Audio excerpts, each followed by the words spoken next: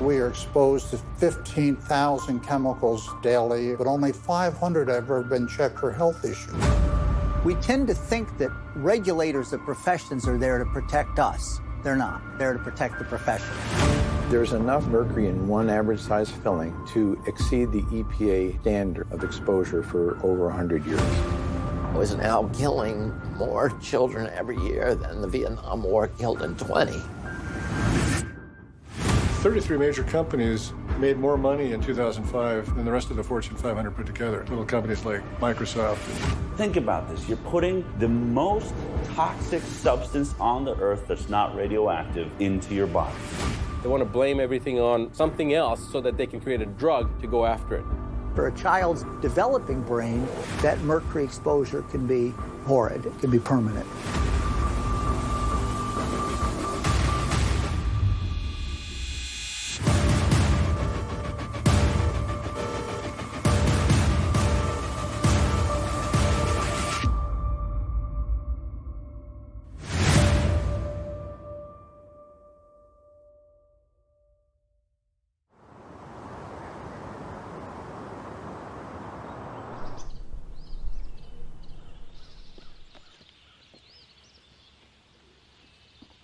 The process of how this all began for me, it didn't really start from really even thinking about the metals or thinking about toxicity in general. It actually started because I was trying to figure out why is it that a person gets a disease process like cancer, for example, and you cut it out, it's gone, and it comes back. The National Institutes of Environmental Health Sciences has been studying the questions of toxicity and inflammation since 1968. They've published tens of thousands of articles. Back in the 70s here in California, the farm workers in the Central Valley were getting sprayed with malathion out in the field, which is an organophosphate pesticide, which had a lot of really bad side effects. Some of them died very quickly of a condition in Spanish called el muerte, the walking death, which was this horrible neurodegenerative thing. A lot of them didn't. So the question was, why did some people die and others with the same exposures looking pretty good for 5, 10, 15 years? At the Centers for Disease Control, I met with some of the researchers that were responsible for taking lead out of gas back in the 70s. By the way, there's still lead in gas, but the amount of lead is significantly lower than it used to be. And the reason that lead was taken out of gas was because the combustion of fossil fuels puts out not only a lot of lead, but also mercury and some of these other metals, but it was the lead that was causing, the inhalation of lead that was causing a lot of health issues, especially cardiovascular disease, atherosclerosis, that type of stuff. One of the primary causes for disease today and for feeling less than optimal is the fact that our bodies are toxic. We're full of toxins. 100 years ago, we didn't have planes flying over dumping chemicals on us. Now we do. The water didn't have fluoride in it, or chlorine, or lead, or arsenic, and these other additives. 100 years ago, Grandma and Grandpa didn't put pesticides on their fields. So we're eating it, we're breathing it, we're drinking. We're drinking all this toxicity on a daily basis.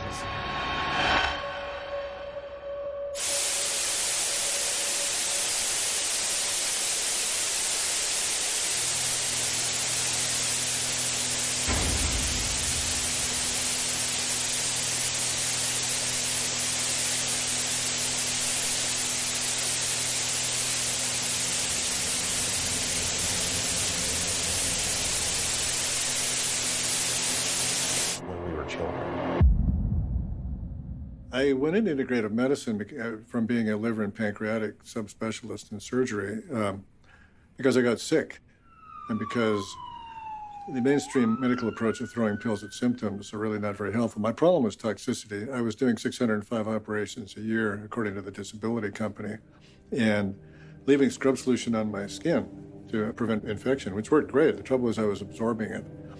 And later on, after I got sick, I discovered I don't have the single and most important enzyme for clearing that stuff.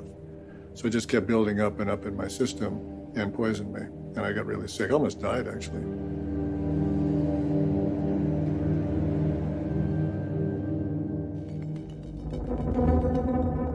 We have this metaphor in environmental medicine that body's like a rain barrel. You fill it up with DDT and mold and car exhaust, and eventually something will push you over the edge.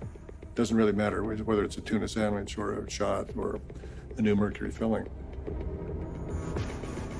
And the term in the toxicology literature is body burden. Material accumulates in the body, it gets to the point where it starts interfering with normal physiology.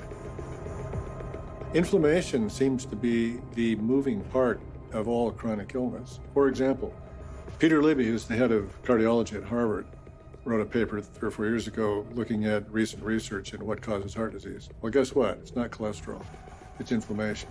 This is something that actually has bothered me for the last 30 years, because when I was in med school, I thought, reading the Framingham study, if there are as many heart attacks with cholesterols of 150 as 350, maybe there's something else going on. The reality is that inflammation drives everything, and you don't fix inflammation by throwing a pill at the symptom.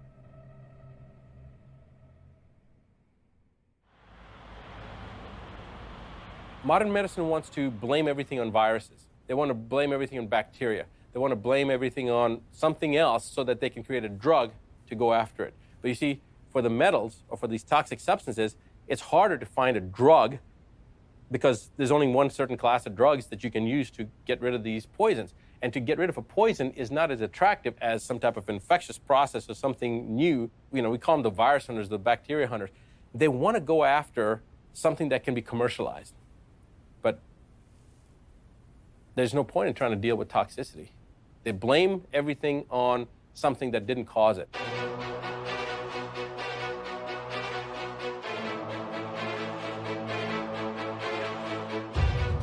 It's in the air we breathe, it's in the water we drink, and it's in our food supply, which sustain us.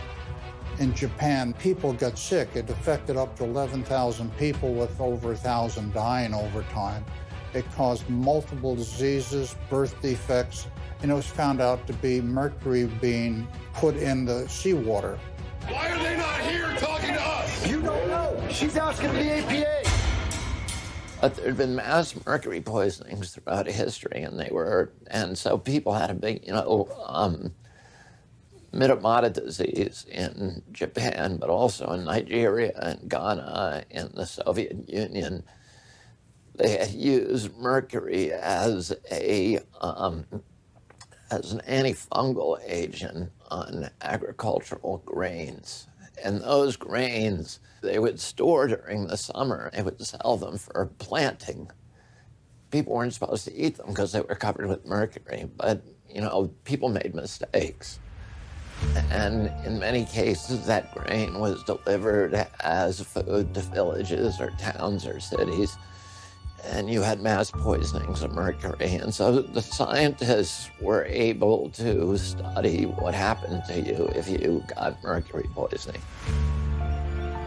When you start looking into this issue, you look at the history of mercury, this crazy addiction we seem to have had in medicine to mercury from the moment we discovered it. We've been rubbing it on cuts. We've been rubbing it on babies' gums, We've been forming hats and calling things Mad Hatter's disease, but not recognizing that guy went nuts because he was dealing with mercury every day. And even when we recognize that, you think, well, certainly medicine would say, oh my God, Mad Hatter's disease was really mercury toxic poisoning. We'd say, okay, stop using it, but we never did. During the Civil War, Lincoln's Surgeon General banned the use of mercury by their doctors who were giving mercury for syphilis. You just drink a bottle of mercury if you had syphilis. The physician would hand it to you. It did cure the syphilis. It killed you later, but it cured the syphilis. People were drinking bottles of mercury for all kinds of things, and Lincoln's Surgeon General put a halt to it. And the medical industry then, the Medical Association, was so into mercury that they got the Surgeon General fired during the Civil War because he was telling them don't use mercury.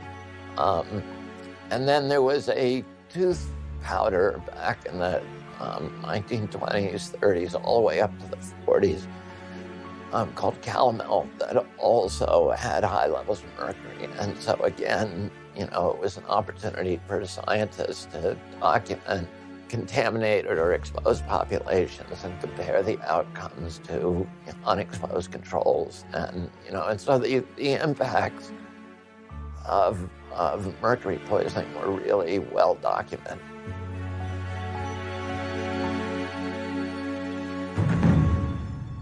But to think right now, in 2018 now, in the modern age, we still have mercury in a shot that's given to pregnant women. Think about this. You're putting the most toxic substance on the earth that's not radioactive into your body. And where's it going? To the developing brain. When are you getting it? When the baby's this big or this big, first trimester.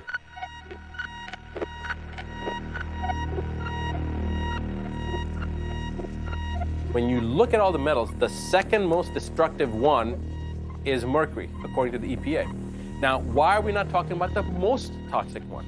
Because the most toxic one, nobody is injecting it into children. They're not putting it in the amalgams in our mouth and outgassing. They're not putting it in our light bulbs anymore and saying, hey, under the green movement, we're going to be more energy conscious. But forget about the fact that if you break one of these bulbs, it'll probably cause an ulcer in your leg that'll never heal. Forget about that.